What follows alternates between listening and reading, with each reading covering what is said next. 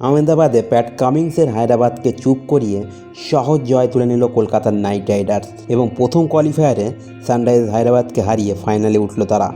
প্রথমে ব্যাট করে 19.3 ওভারে 159 রানে অল আউট হয়ে যায় হায়দ্রাবাদ। 38 বল বাকি থাকতে 8 উইকেটে ম্যাচ জিতে নেয় কলকাতা। হায়দ্রাবাদকে হারিয়ে কেকেআরের ফাইনালে ওঠার নেপথ্যে বেশ কিছু কারণ আছে। সেই কারণগুলির মধ্যে অন্যতম হচ্ছে স্টার্কের প্রথম স্পেল। মিচেল স্টার্কের প্রথম স্পেলই হায়দ্রাবাদের কোমর ভেঙে দিয়েছিল। তার প্রথম ওভারে দ্বিতীয় বলেই ট্রেভিস হেডকে আউট করে বড় ধাক্কা দেয় স্টার্ক। পাওয়ার প্লের মধ্যে আউট করে নীতিশ রেড্ডি ও শাহবাজ আহমেদকে। স্টার্কের এই স্পেল কেকেআরের জয়ের ভিত গড়ে দেয় এবং এই পারফরমেন্সের মাধ্যমে তিনি বুঝিয়েও দিলেন এখনও তিনি ফুরিয়ে যাননি, তিনি আসলে বড় ম্যাচের প্লেয়ার। তিনি আজকে 4 ওভার বল করে 34 রান দিয়ে 3টি উইকেটও নিয়েছেন এবং ম্যান অফ দ্য ম্যাচও নির্বাচিত হয়েছেন। দ্বিতীয় কারণ হচ্ছে রাহুল ত্রিপাঠীর রান আউট। 4 উইকেট পড়ে গেলেও ভালো খেলছিলেন রাহুল ত্রিপাঠী। হায়দ্রাবাদকে লড়াই রেখেছিলেন তিনি, দ্রুত রানও করছিলেন। কলকাতার বোলারদের বিরুদ্ধে রাহুল ত্রিপাঠী বেশ সাবলীলভাবে খেলছিল। 35 বলে 55 রান করে রান আউট হয়ে যায় তিনি।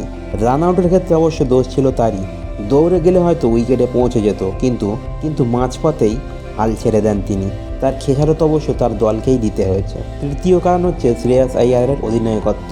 দুর্দান্ত অধিনায়কত্ব করলেন শ্রেয়াস আইয়ার। বোলিং পরিবর্তন থেকে শুরু করে ফিল্ডিং সাজানো সব ক্ষেত্রেই ফুল মার্কস দিতেই হবে তাকে। সুনীল নারাইন ও আমদের রাসেল যখন মার খাচ্ছিল ঠিক তখনই বরুণ চক্রবর্তীর হাতে বল তুলে দেন ক্যাপ্টেন আইয়ার এবং সঙ্গে সঙ্গে হেনরিক ক্লাসিনকে আউট করে বরুণ চক্রবর্তী।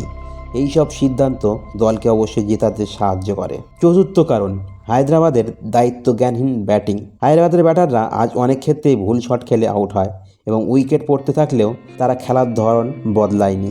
বারবার বড় শট মারতে গিয়ে উইকেটও দিয়ে এলো তারা। পুরো 20 ওভারও খেলতে পারেনি সানরাইজার্স হায়দ্রাবাদ। ব্যাটারদের এই দায়িত্বজ্ঞানহীন শটের খেসারত দিতে হয়েছে দলকে। পঞ্চম কারণ হচ্ছে কেকেআরের ভয় ডরহীন ব্যাটিং। রান তাড়া করতে নেমে একবারের জন্য মনে হয়নি ভয় পেয়েছে কেকেআর। শুরু থেকে আক্রমণাত্মক ব্যাটিং করেছে তারা। বোলারদের একবারের জন্য তাদের উপর চড়াও হতে দেয়নি রহমাতুল্লাহ গুরবাজ, ভেঙ্কটেশ আইয়ার, শ্রেয়াস আইয়াররা। ফলে 38 বল বাকি থাকতে ম্যাচ জিতে যায় কলকাতা। তো এইসব কারণেই কলকাতা একটি সহজ জয় পেল কোয়ালিফায়ার রাউন্ডে এবং সোজা পৌঁছে গেল ফাইনালে। তো ফ্রেন্ডস, ভিডিওটি ভালো লাগলে অবশ্যই একটি লাইক এবং চ্যানেলটিকে সাবস্ক্রাইব করে দেবেন।